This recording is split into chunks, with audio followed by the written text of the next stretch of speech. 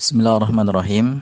Kita akan bahas latihan yang terdapat pada pelajaran 2 tentang kata, ya, tentang mengenal kata. Yang pertama, ya, soalnya sebutkan isim, fi'il dan huruf pada cerita berikut. Ya, kita sudah bahas apa itu isim, apa itu fi'il dan apa itu huruf. Ceritanya adalah jalasa artinya duduk. Mahmudun, si Mahmud, alal kursiyyi, ada di atas al kursiyyi, kursi. Wa kataba, wa dan kataba, dia menulis risalatan, ya, sebuah surat, tawilatan, yang panjang, li Zaidin, li untuk Zaidin, si Zaid, wa Sa'idin dan si Sa'id, bil qalami, ya, bi dengan al qalami, pulpen, al jadidi, yang baru, fil ghurfati, fi di dalam al ghurfati, kamar, lailan, malam hari. Ya, jalasa ini fi'il, ya. Dari polanya jalasa, kataba, ya. Dari artinya kita tahu ini fi'il. Kemudian mahmudun isim, ya, ada tanwin di akhirnya. Ala ini huruf jar, ya. Al kursiyyi ini isim.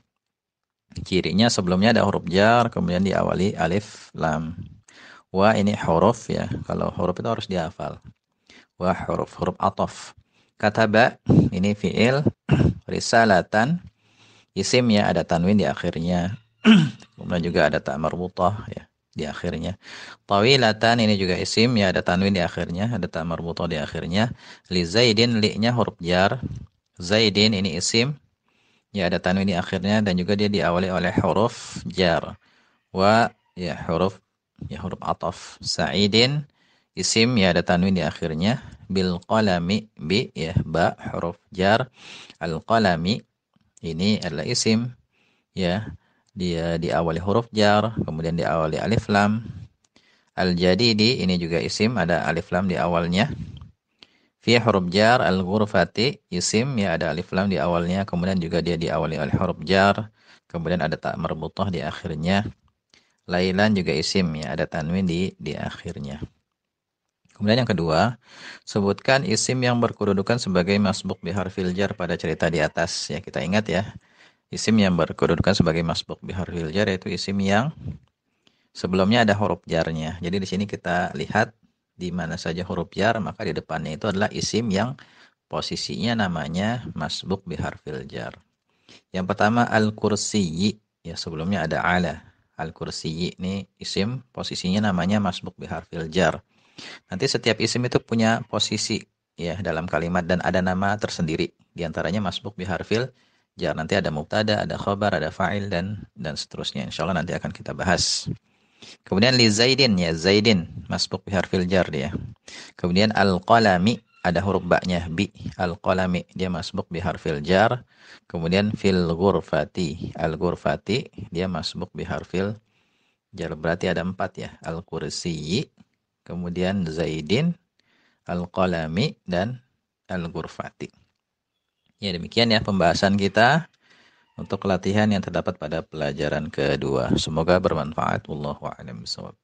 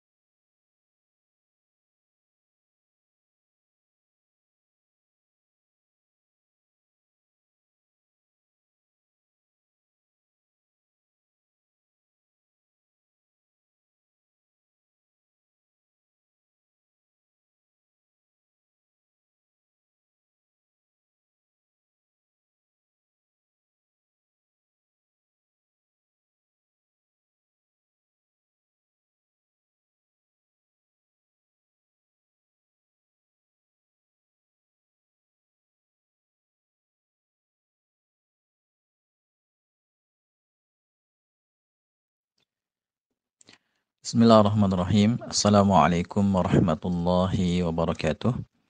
Alhamdulillah wassalatu wassalamu ala Rasulillah wa ala alihi wa sahbihi wa mawalah. Amma ba'du, ikhwani wa akhwati fillah rahimani wa rahimakumullah. Kita lanjutkan kembali pelajaran bahasa Arab kita dari buku Bahasa Arab Gampang. Dan sekarang kita akan bahas pelajaran ketiga tentang kaidah penulisan kata. Dan ini adalah pembahasan yang sangat penting ya sebelum kita belajar menyusun kalimat ya supaya nanti kita menuliskan katanya itu benar ya. Kita baca ya, agar kita bisa menulis kata dengan benar saat sudah dimasukkan ke dalam kalimat, maka fahami baik-baik penjelasan berikut. Yang pertama, huruf hijaiyah ya, al-huruful hijaiyah itu ada 29 ya yang sudah kita ketahui bersama dari alif sampai ya. Kemudian yang kedua, dalam buku ini yang dinamakan alif adalah huruf yang tertulis seperti ini ya, Anda bisa lihat di bukunya. Itu alif seperti itu, ada alif yang tegak, ada alif yang bengkok. Sedangkan yang dinamakan hamzah adalah huruf yang tertulis seperti ini ya, Anda bisa lihat di bukunya ya. Jadi untuk bedain alif dengan hamzah itu dilihat dari bentuknya aja seperti ini. Kemudian yang ketiga, huruf alif berbeda dengan hamzah ya, di antaranya adalah ya, yang pertama ya, alif hanya bisa diberi harokat apabila terletak di awal kata. Alif di awal kata dikenal dengan istilah hamzah wasal. Ya, atau ya ada juga yang menjelaskan ya, alif itu nggak bisa dikasih harokat. Itu kalau hamzah bisa dikasih harokat. Ada yang penjelasannya seperti itu. Dan yang kalau ada tulisannya alif di awal ya, dan itu dia bisa diberi harokat, itu ya bisa diberi harokat, itu namanya hamzah wasal. Seperti itu. Tapi kalau untuk pemula ya, gampangnya alif itu dilihat dari bentuknya aja seperti itu ya. Tapi antum bisa ya ambil penjelasan ini untuk menambah wawasan. Ya, jadi untuk yang tulisannya alif di awal itu namanya hamzah wasal ya, seperti uktub, al-masjidu, iqra ya, seperti ini.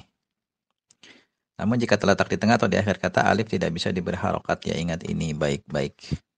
Kemudian yang kedua, hamzah bisa diberi harokat dimanapun posisinya dalam kata. Ya, kalau hamzah itu ya dimanapun posisinya dalam kata, di awal, di tengah, di akhir, itu bisa dikasih harokat seperti akala, sa'ala, qara'a ya. Akala hamzah di awal, sa'ala hamzah di tengah, qara'a hamzah di akhir ya. Bisa dikasih harokat ya dimanapun posisinya dalam kalimat. Kemudian yang ketiga, hamzah bisa ditulis di atas huruf alif, di atas huruf waw dan ya, atau juga disebut dengan nabrah ya, ya seperti ya cuman nggak ada titiknya. Namun bisa juga ditulis sendirian, seperti misalnya juz'un. Juz'un ini hamzahnya sendirian ya. Imru'un ya di atas waw. Syati'un ya dia di atas ya atau di atas nabrah. Naba'a ya dia di atas alif ya, penulisan hamzah. Nanti ada rinciannya sebenarnya ya, kaidah penulisan hamzah ini termasuk pembahasan yang paling rumit ya, bahkan di sebagian kitab itu diletakkan di akhir-akhir ya, kaidah penulisan. 4 ya, pembahasan keempat ya, kaidah penulisan kata. Yang keempat, sebuah kata atau isim ya, isim yang diawali alif lam tidak boleh ditanwin. Ini kaidahnya, kaidah penulisan isim ya, yang diawali alif lam. Kalau dikasih alif lam jangan ditanwin, sebab alif lam dan tanwin tidak boleh bergabung dalam satu kata ya. Dalam sebuah isim nggak boleh ada alif lam sekaligus ada tanwin ya, harus dipilih mau dikasih alif lam saja atau tanwin saja. Jika sebuah ya isim ya sudah terdapat alif lam di dalamnya, maka ya isim itu tidak boleh ditanwin. Begitupun sebaliknya, seperti di sini yang benar al-masjidu, al-kitabu, atau masjidun, kitabun. Salah, yang salah al-masjidun, al-kitabun, ini salah.